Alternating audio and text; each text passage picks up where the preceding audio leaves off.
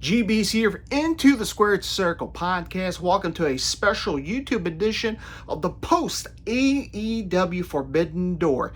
I'll give you guys the results, what went down on the pay-per-view, and let's see if my predictions are right. By the way, if you watched my prediction video or heard the podcast, which is available on all major podcasting outlets, all you have to do is search Into the Squared Circle podcast. Or you can follow me on my social media platforms, Into the Squared Circle Podcast on Facebook, Instagram, Twitter, and right here on YouTube. So hit the subscribe button since I got your attention. And if you heard it, if you have not, pause this video, go check it out right now. And then come back and continue. Now let's talk about the pay-per-view. From a fan to the fans. Let's have a conversation. Let's talk about the pay-per-view. What was your favorite matches of the night? And what was my favorite matches of the night? And what could have been improved throughout the pay-per-view? And so much more. So let's talk about AEW Forbidden Door right now.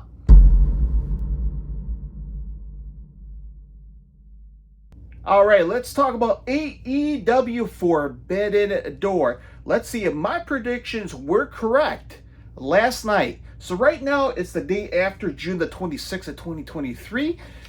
Forbidden Door has happened. Let's talk about it really quick. So my understanding, there was a dark match that was not featured on the pay-per-view or the pre-show. And apparently the dark match was between Tom Lawlor versus Serpentico in a singles match. And kind of backtracked that. There was supposed to be a match between Tom Lawlor versus Adam Cole, last minute booking from Tony Khan, of course, right? You're surprised, right? Apparently, Adam Cole fell sick. He had an illness. So they had to cancel the match. And apparently Tom Lawlor was booked to be on the show now without an opponent. So apparently there was a dark match between Tom Lawlor and Serpentico. So if anybody was there live, maybe can verify if this match happened or not. But again, this was a dark match, so this don't count.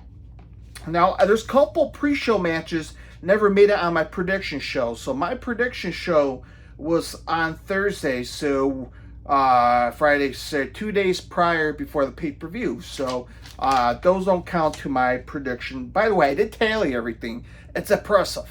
I got everything, pretty much every match right but one. But we'll talk about that. All right, so the first pre-show match, the Mogul Embassy, Swerve Strickland, Toa Leona, Brian Cage, and Bishop Khan versus Team Chaos from New Japan, which is Rocky Romero, Chuck Taylor, and Trent Beretta, and El Desperado in an 8-man tag team match. And if you're keeping tabs on time, it's 12 minutes and 23-second match on the pre-show, of course. It was an okay match, I mean, I can't say too much about this match. Brian Cage looks always impressive as always. Swerve Strickland's phenomenal. Toa Leona and Bishop Khan is a tag team. Again, there's nothing to complain about. Who won, G? Very simple. Mogul Embassy defeated Team Chaos and a clean win by pinfall. 1, 2, 3 in the win. So, as I mentioned, this was not featured in my predictions, so this don't count in mine. All right, this one is featured in my predictions, and I got this one right. So, this is part of the Women's Owen Hart Cup Tournament first round match. Athena versus Billy Starks. Solid, decent women's match. Again, Billy Starks, who is young, female coming up the women's division. Athena has a lot of reps under her belt. She's somewhat a veteran. She went to the WWE, of course, and now here she is in AEW. I believe she's the Ring of Honor Women's Champion. Correct me if I'm wrong, but she is a veteran, okay? She has a lot of skill sets, and I said in my predictions, she will defeat Billy Starks, 1, 2, 3 for the win, which did happen, and Athena defeated Billy Starks, and Athena will advance in the Women's Owen Hart Cup Tournament first round match. By the way, 7-minute and 49-second match. So this one, I got this one right. So next, on the pre-show match here, this one's not featured on my prediction episode. El Phantasmo versus Stu Grayson in a singles match. Again, I'm a fan of El Phantasmo when he was on Bullet Club over there in New Japan. I became a big fan, but I haven't really followed his career ever since his departure from Bullet Club. It is what it is. Again, another pre-show match, another opportunity for me to, check on laundry or grab some snacks. El Phantasmo defeated Stu Grayson in a 7-minute and 14-second match. All right, the final match was not featured on my prediction sheet here, folks. Los Increíbles de Japón, Shingo Takagi, Bushi, and Hiromu Takahashi versus the United Empire, Jeff Cobb, Kyle Fletcher, and TJP, the 6-man tag team match. This was a 7-minute and 30-second match for keeping tabs on the time. Again, this is a solid match. I'm a big fan of Jeff Cobb. Again, a bigger guy.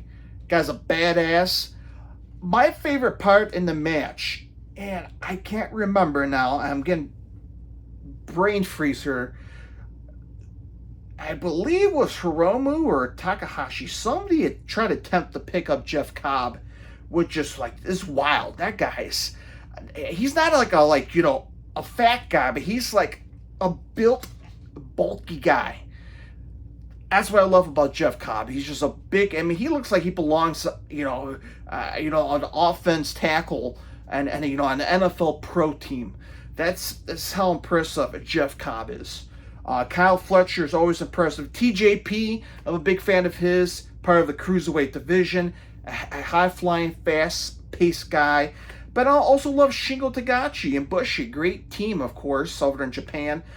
With all those elements between Takahashi, Shingo Takagi, and Bushi, that landed them at the victory. Los Increíbles de Japón defeated United Empire by pinfall 1-2-3 for the win. So, a solid 6-man tag match and the pre-show. So far out of the 4 pre-show matches, one of them that's featured my predictions, I got one right. So, there we go. Okay, pay-per-view starts. MJF said they will start off the pay-per-view, and they sure did.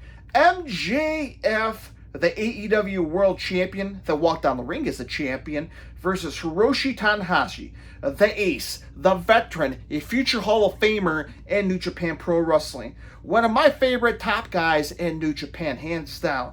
And I was excited. If you heard my prediction episode, I said that I was going to be excited because you have 2 different style clashes in the ring. MJF, who plays the dirty player in the game, I said that, and he was in this match. Tanahashi was a veteran, not so fast, high flyer, but also a veteran technical style wrestler as well. So I was very curious to see how both worlds will clash, and it sure hell did. Again, MJF, dirty player in the game, tried to outsmart Tanahashi.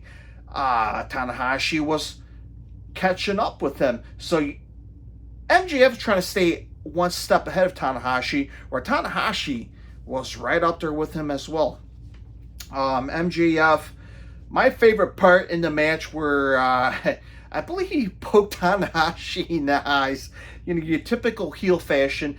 But, there was a point in the match where I believe how the match ended where, and see, I'm brain fart 24 hours ago.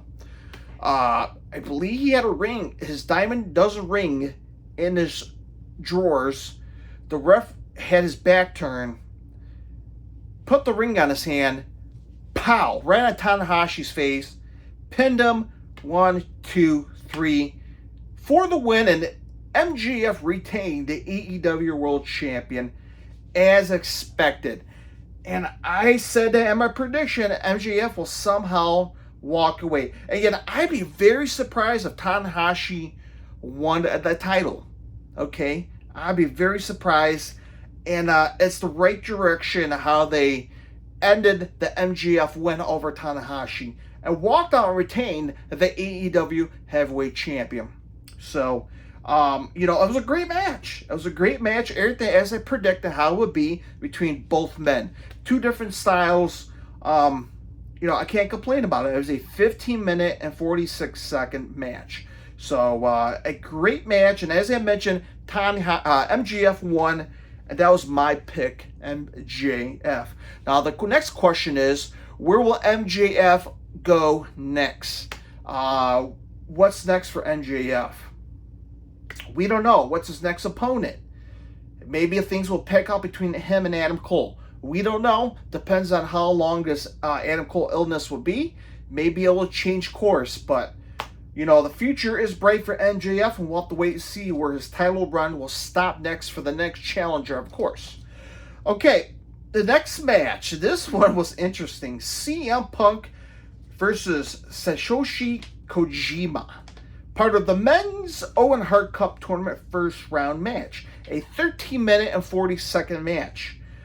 So, Kojima came out. Nice little reaction. CM Punk, not so nice reaction. God Louise, man. CM Punk came out, and his reaction from the fans was like, I gotta say the ratio was maybe 70% were booing, 40% was cheering. That was the ratio from the Toronto crowd to CM Punk. It felt like Toronto was elite country. In my personal opinion, that's how it felt when I watched it. It was elite country when Kenny Omega walked out. I'm sorry, not Kenny Omega. Dipshit. CM Punk walked out. And it was like a mixed reaction. CM Punk had a mixed reaction. It's not Chicago, CM Punk. It was not Chicago. Sorry, Punk. It's not the United Center. She's not going to get the full-on reaction he had. His returning back at the first episode of Collision. Punk came out, and they put on a solid pro wrestling clinic match. It was a great match. Punk was, again, Kojima showed his dominance throughout the half of the match. Eventually, Punk made his way back. Halfway in the match, Punk was screaming, Kojima, Kojima, Kojima, throughout that match. And, trolled Hulk Hogan by doing the Hulk Hogan, the signature hand call. Did the Hulk Hogan leg drop to kind of, jerk the curtain on the fans here. But CM Punk defeated Kojima by pinfall 1, 2, 3 for a clean win. And CM Punk advances to the men's Owen Hart Cup tournament first round match. Of course, the fans weren't happy, but oh well, CM Punk advances in the tournament. Up next, the Fatal 4-Way match for the AEW International Champion, 11-minute, 27-second match. The champion had walked down the ring, the international champion Orange Cassidy versus Zack Sabre Jr. versus Katsuyori Shibata versus Daniel Garcia. Oh, by the way, CM Punk was my pick, so that was another win in my prediction. Okay, so back to the Orange Cassidy versus Zack Sabre Jr. versus Shibata versus Daniel Garcia.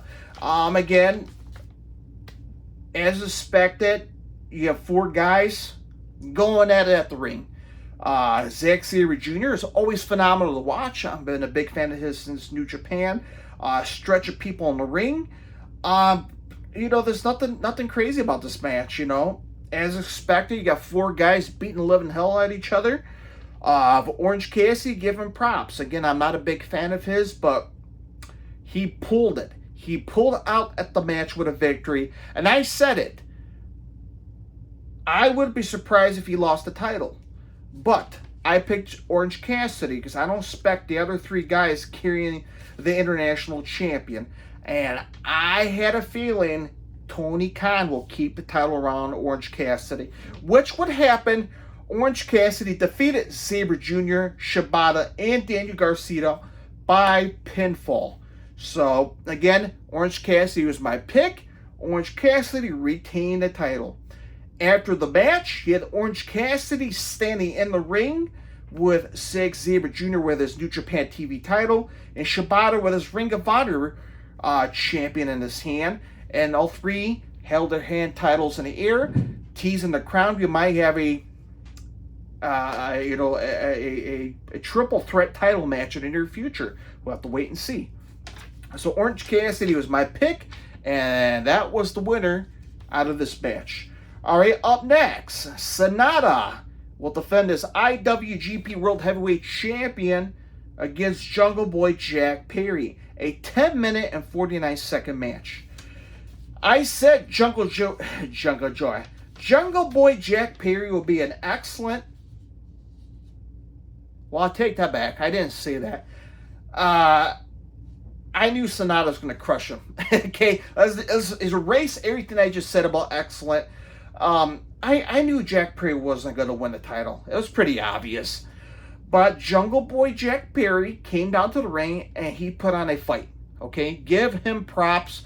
Give him where credit is due. Jungle Boy Jack Perry brought the fight. Eventually, Sonata brought the momentum back. And the tides were turning as Sonata brought the pain and defeated Jungle Boy Jack Perry in a 10-minute and 49-second match. As I mentioned, Jungle Boy Jack Perry put on a Wrestling Clinic match. I wasn't sure how soon, how long it would be in this match, but again, it was a fairly lengthy match. And look, props to Jungle Boy for bringing the match. By the way, Hook was at ringside to be alongside with Jungle Boy Jack Perry ringside. And Sonata defeated Jungle Boy 1, 2, 3 for the win by pinfall as expected.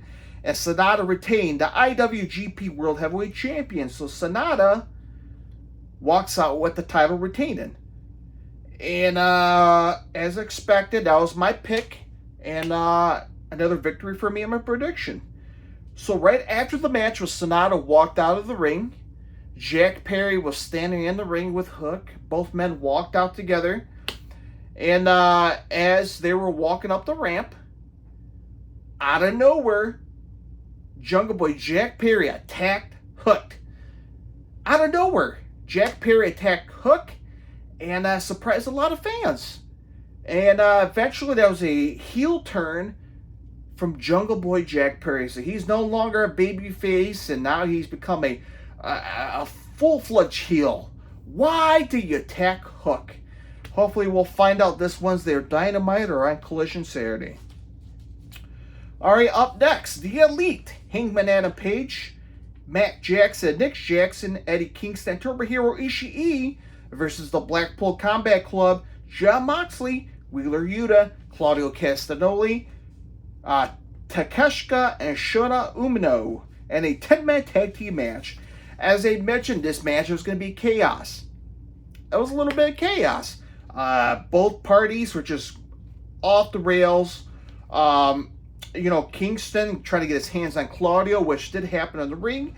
Ishii had his hands on with Moxley, of course. It was a decent match. It was a 21-minute and 29-second match. My pick in the prediction was The Elite. And sure enough, The Elite pulled it off and defeated the Blackpool Combat Club.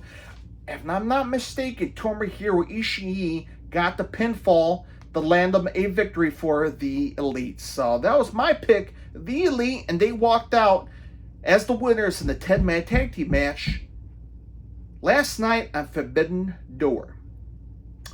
Alright, up next we have the singles match for the AEW World Women's Championship match.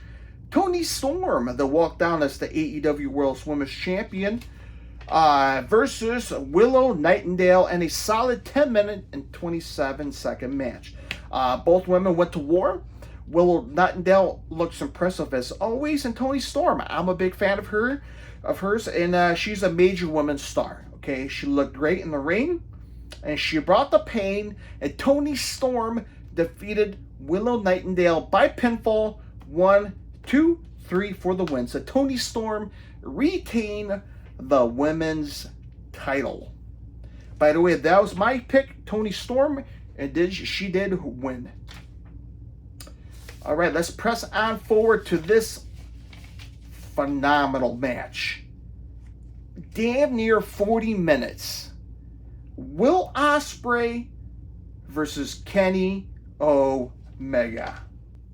Ospreay versus Omega was everything but the kitchen sink. My Lord. Lordy. Man, oh man, that was a hell of a match. So, I'm going to leave it to you guys, the viewers and listeners, what you guys thought about the Ospreay versus Omega. You know Dave Meltzer is going to give this 15 stars, so that's out the window. See? Drop my mic. Because this match was so freaking good. See, here we go. It was so freaking good, my mic dropped. But, look. Ospreay versus Omega. Phenomenal. Man, it's just some crazy-ass, risk-taking bumps. And I understand this is the generation, or at least this modern wrestling era, where you try to outdo each other. You know, try to have the best match of a lifetime. But how much can you do it? How much risk you could put your body into? And Bryan Danielson said that in the post press conference, the media scrum, about, you know, he gave props to Ospreay and Omega for putting a hell of a match. But there's a lot of risk, and then the older you get, the more risk you're going to put your body into. And Omega has been going through many injuries that put him on the sidelines for a long time. So I understand Omega doesn't want to change his style, but we'll have to wait and see. As the older he gets, we'll see how he would, make a little bit of transition when it comes to his pro wrestling move sets. But Ospreay is still a young kid. He's still kicking ass. And this was a hell of a match. My favorite part of the match where, man, Ospreay grabbed Omega and just smacked him head first right into the, the announcer table. We call like the platform, the plastic part on the announcer table, where he plopped it right in the head on there. So many good stuff off here. A lot of close fall finish. This match got me on my feet. The exact time, a 39 minutes and 50-second match. So, damn near 40 minutes, man. A hell of a match. My pick was Will Ospreay. As I mentioned, the reason why. Kenny Omega's here in the United States, traveling back and forth to Japan and here, trying to defend it every single day it's impossible.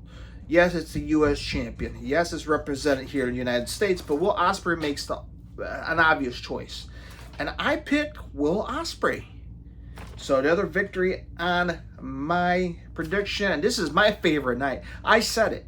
I said in my prediction, Ospreay and Omega and Danielson Okada, they'll both steal the night. Hands down. And this match was phenomenal. I loved it. Again, if you're a fan of this style of pro wrestling, this match is for you. Okay? If you haven't watched it, I highly suggest to go check it out. Hell of a match. Ospreay versus Omega. Holy smokes. I'll watch it again. That's how good it is. I'll watch it again. Yeah. Hell of a match. So my mind is, guess Danielson and Okada are the main event, and how they're going to top that. And there's no way in hell they will top that. And we'll get to it shortly. So after Ospreay versus Omega, we have the 6-man tag team match between Sting, Darby Allin, and Tetsuya Naito. A collective tag group right there, my friends. Versus the Suzuki Gods. Chris Jericho, Sammy Guevara, and Minoru Suzuki. It was a hell of a match. The only thing I would complain about this match was Sting. And it was nothing about Sting that he did wrong. It's the risky moves that Sammy Guevara has been doing to Sting. I mean, like, I had my hands like this. I'm like, holy shit, did Sammy Guevara do that to Sting? There was a point in the match where Sting had the Scorpion Deathlock on Chris Jericho. Sammy Guevara was on the turnbuckle. I'm not sure if he did like a backflip cutter or he just did like a jumping leapfrog cutter on Sting while he was doing the Scorpion Deathlock. I'm like, this guy's going to kill this man. He's going to kill this man. And surprisingly, Sting got up fine. Absolutely fine. At least in our eyes as fans. And then there was a second spot where Guevara put Sting on a table outside of the ring. And there was a fan yelling at Guevara, like, be easy on him, he's old. Somebody screamed it. You could hear it on the television. It was hilarious. But Guevara put Sting on the table. Guevara was planning on doing it was like a 360 splash off the turnbuckle onto the table outside of the ring. And I'm not sure if Sting was supposed to jump off fast enough where Guevara missed and have a nobody home on the table, but he clipped Sting at least a good half of his right body or left body when he hopped off the table. So he got clipped. And that concerned me as well. I'm like, ooh, man, I was wondering if Sting was supposed to be off the table or not completely. That was the second one that got me a little worried about Sting. Again, I care about the wrestlers, okay? We care about them. We need to make sure they're safe in the ring. The most important. Yes, it's pro wrestling. Shit happens all the time. Somebody could tear something, pull something. Key example about Bryan Danielson. We'll talk about that shortly. But yeah, man, it's man, it was a hell of a match though. My pick was Sting, Darby Allin, and Tetsuya Naito, the veteran from New Japan. I'm a big fan of Tetsuya Naito, the leader, the fearless leader of Los Incajables de Japón. I'm looking at my prediction list. Yes, I got that. And there you have it, folks. Another victory, going strong. 9 matches down for winners. Now, a perfect clean win on my predictions was the main event. Okada versus Danielson. The dream match. Fans been clamoring for a long time. And whew. So let's talk about it. Danielson comes out. Instead of coming out with his traditional he came out with Europe's the classic rock band Europe, the final countdown. I popped. I'm like, oh, that's the final countdown. Yes, Danielson came out with the final countdown. And he said in the press conference, in the media scrum, he said he was a little frustrated and angry prior to coming out. And once that song hit, he was happy. And when he said it, I thought about what was he angry about prior to walking out the stage. There's a disagreement. There was something backstage that pissed Danielson off. I'm kind of curious of what happened. But whatever happened, Europe's the final countdown cheered him up. It brought back memories. The good old Ring of Honor days of the American Dragon, Bryan Danielson. He used to have that theme song. But he came out and the crowd popped. The crowd sang the final countdown. Man, that was a great moment. Sure enough, out comes Okada, the coin drop. There's Okada bills flying everywhere. Fans were going ape shit when Okada came out. Here, yes, the best wrestler in the world, Danielson, the best technical wrestler in the world, collide in the ring on the big stage. The grand of them all.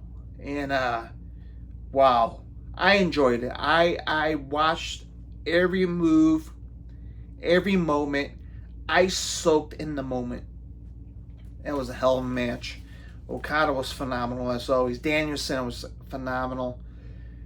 I mean, both men just went to war. Eventually, both men spilled outside of the ring into the crowd, got back into the ring, and it was so good. I didn't leave no notes because I just want to soak in the moment as a pro wrestling fan. Okay, as a fan, it was a hell of a match. But what surprised me, folks, my pick was Okada to win the match. How the match ended where Danielson got him on a submission hold. Okada arms was your typical, my arm could be like this. Okay, so this is how far my arm will go. I'm a big guy here, see? Packing beer gut here. My arm could go this far. Okada arm was like a freaking wings eagle. Can't speak. It's like a bird length.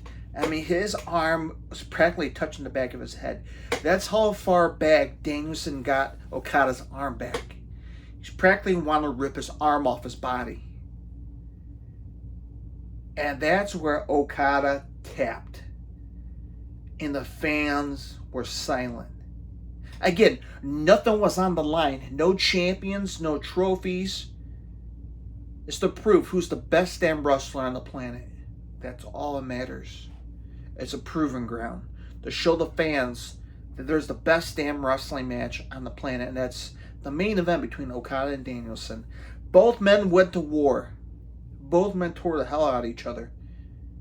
And it was phenomenal. It was beautiful art of work, a beautiful wrestling match. Yes, it didn't outbeat outbeat Ospreay and Omega. Okay, we all knew that. There's no way in hell they will outbeat that. Blood and just intense. No, they put on a great wrestling match. And we finally got the dream match, Okada versus Danielson. A match we all fans will never ever forget. I soaked into the moment. I enjoyed it. I loved it. And man, what a great time to be alive, to be a wrestling fan. And we will never know if we'll get this match ever again. So I hope you watched it. I hope you enjoyed Danielson versus Okada, because soak it in. You'll never know when we'll have this again. You never know. It could be the only time. So, yeah. Danielson made Okada tapped out and stunned me. Again, either way, if Okada won, I'd be happy. And in my mind, I'm like, if Danielson won, that'd be huge. Huge. And it happened. It's done. It's over with. Danielson beat Okada by submission. Phenomenal.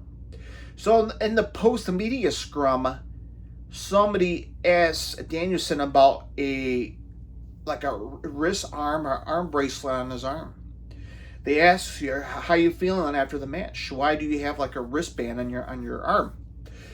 Danielson is like, well, I fractured my forearm, and there's a potential I could be out for he says 6 to 8 weeks. And I thought about that. I'm like, that's going to bump into All Out and All In. So Danielson's going to miss out All In and All Out potentially. Depends on his recovery on his fractured forearm. And we wish Danielson a speedy recovery. Hands down, wish him a speedy recovery. Wish him all the best. And hopefully he can recover fast. And yeah, it's such a shame. An excellent wrestling match, but yes, Danielson did get hurt in the main event. Also a feature in the post-media scrum, somebody asked Sting, hey, there's been reports of you retiring at All In at Wembley Stadium. Sting was like, that's a beautiful arena or stadium. That'd be a hell of a way to end my career, but I'm not calling it quits just yet. Yes, I am planning to quit pretty soon. I'm taking it day by day, week by week, month by month. And he's still got time left, and he's going to do it when he's ready. So, All In is not the place right now for Sting's final match. Also on the media press scrum, we had, as I mentioned, Sting and Darby Allin. Chris Jericho decided to crash the media scrum, lay down a challenge, and he wants to do a no disqualification or Texas rule. I don't know what kind of match. No DQ match this coming Wednesday in Dynamite between Guevara, Jericho, and Sting and Darby. So, and Tony Khan had a little bit of authority. He's like, Jericho, please leave, and I will sanction the match this Wednesday. So there's that. Yeah, so a phenomenal pay-per-view. A great time to be a pro wrestling fan, as always. And again, you, the listeners, you, the viewers, what was your favorite match on Forbidden Door? What was your least favorite match on Forbidden Door? And is there anything you could change on the whole show. Let me know what you think on YouTube and the comment section. And if you're listening on the podcast, which is available on all major podcast outlets, Facebook, Twitter, and Instagram, into the Squared Circle Podcast. All right, folks, I hope you enjoyed the content. I hope you enjoyed Forbidden Door. Great to be a pro wrestling fan. And I can't wait to watch Dynamite to see the aftermath. Oh, also on Collision on Saturday, the aftermath of Forbidden Door. So happy wrestling, my